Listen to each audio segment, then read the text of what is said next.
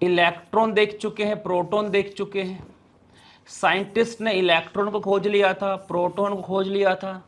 अब सवाल ये उठ रहा था कि ये जो चार्जेस हैं ये एटम के अंदर रखे कैसे गए हैं। मतलब अब सवाल उठने लगा था एटॉमिक मॉडल के बारे में। एटॉमिक मॉडल कि एटम देखने में कैसा होता है। तो वहां पे सबसे पहले जिस साइंटिस्ट ने इसके बारे में आइडिया दिया वो थे Thompson. Thomson's model of atom. ये लगभग साल 1900 में आया था, 1900 में। उन्होंने क्या कहा था, उन्होंने कहा था कि देखिए क्या होता है कि जो एटम है वो एक तरह से तरबूज की तरह है, एक वाटरमेलन की तरह है, जिसमें जिसमें चार्ज स्टेशनरी होते। पहली बात तो आपको ध्यान रखना, चार्ज क्या स्टेशनरी, मतलब चार्ज कोई भी चार्ज घूम नहीं रहा है, अपनी जगह पर टिका हुआ है। और किस तरह से टिका हुआ है कि उसमें जो पॉजिटिव चार्ज है वो इस पूरे में यूनिफॉर्मली डिस्ट्रीब्यूट, मतलब एक समान रूप से पूरे में फैला हुआ है, यूनिफॉर्मली। ठीक है, यूनिफॉर्मली मतलब कि ऐसा नहीं कहीं पे चार्ज ज्यादा है प्लस कहीं पे कम है, ऐसा नहीं, सेंटर में ज्यादा है साइड में कम, ऐसा कुछ नहीं था। पूरे में एक समान रूप से फैला हुआ है। जैसे कि वाटरमेलन का में जो रेड वाला पोर्शन होता है वो पूरे में क्या होता है, फैला हुआ होता है, अंदर की तरफ भी बाहर की तरफ भी। और फिर उसने बोला कि इसमें जो नेगेटिवली चार्ज पार्टिकल्स होते हैं, यानी कि इलेक्ट्रॉन्स जो होते हैं, वो इसमें 1 2 3 4 5 6 7 8 9 10 वो इसमें ऐसे धसे होते हैं जैसे कि तरबूज के अंदर बीज।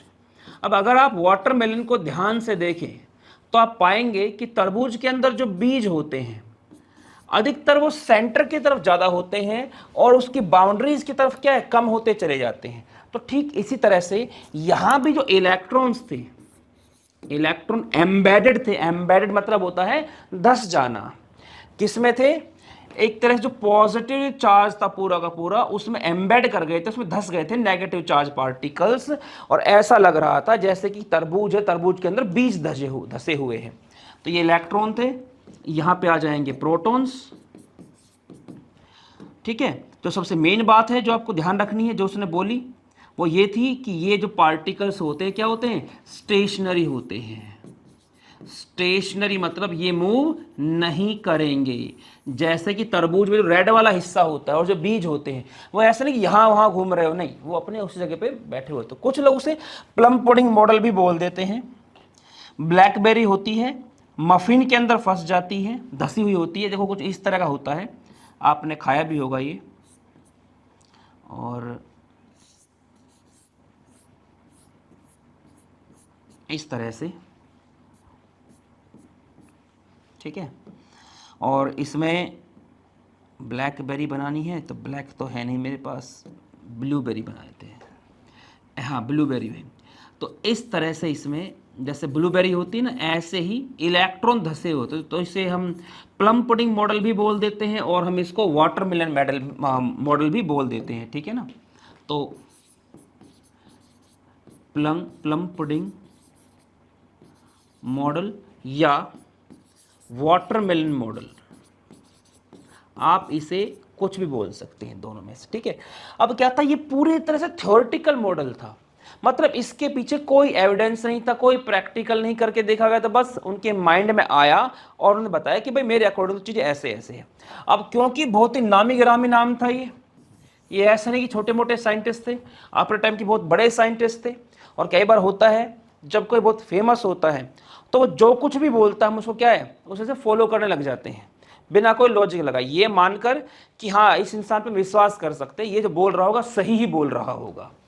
ठीक, तो उन्होंने भी ये मान लिया कि इन्होंने जो बोला होगा भाई सही बोला होगा। इसलिए जो थॉमसन का मॉडल था उसे काफी लंबे टाइम तक, लगभग 30 सालों तक उसे चैलेंज कर, लगभग 10 सालों तक कोई मॉडल नहीं आया उसे चैलेंज करने के लिए, उसी की बात को मानकर आगे बढ़ा गया। लेकिन प्रॉब्लम क्या क्या आई, अब अगर मैं बात करूं ड्रॉबैक्स की, drawbacks of Thomson's model of atom, अगर इनकी बात की जाए तो देखिए क्या होगा इसमें? पॉइंट नंबर 1 ही बोलता है कि वो इस बात को एक्सप्लेन नहीं कर पाया कि ये मॉडल स्टेबल कैसे। स्टेबल का मतलब समझिए, दो अपोजिट चार्जेस हैं, प्रोटॉन पे क्या है प्लस, इलेक्ट्रॉन पे क्या है माइनस। अपोजिट चार्ज एक दूसरे को अट्रैक्ट करते हैं, कंबाइन होकर न्यूट्रल हो जाते हैं। तो वो इस बात का जवाब नहीं दे पाया कि ऐसा कैसे पॉसिबल है कि एटम जिसका साइज एक्सट्रीम लेवल पे छोटा होता है, इतने छोटे से स्पेस के अंदर दो अपोजिट चार्जेस रखे हुए हैं, दो तरह के चार्जेस रखे हुए हैं और आपस में कंबाइन होकर न्यूट्रल नहीं हो पा रहे। तो इस बात को एक्सप्लेन नहीं कर पाया। ये जो मॉडल था, it could not explain stability of atomic model. ये जो मॉडल दिया गया था इसकी स्टेबिलिटी एक्सप्लेन नहीं कर पाया। स्टेबिलिटी एक्सप्लेन ना करने का मतलब क्या होता है? इसका मतलब ये है, हाउ इज इट पॉसिबल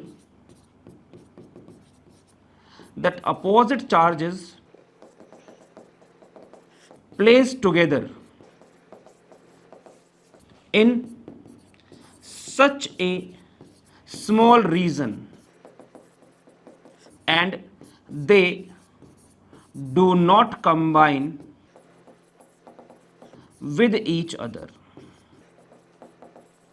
तो इस बात का उसके पास कोई आंसर नहीं था। तो एक तो ये इसकी कमी थी। दूसरी लिमिटेशन क्या थी? दूसरी लिमिटेशन ये थी, जो इसकी मेन लिमिटेशन थी, it could not explain Rutherford's alpha रे स्कैटरिंग एक्सपेरिमेंट।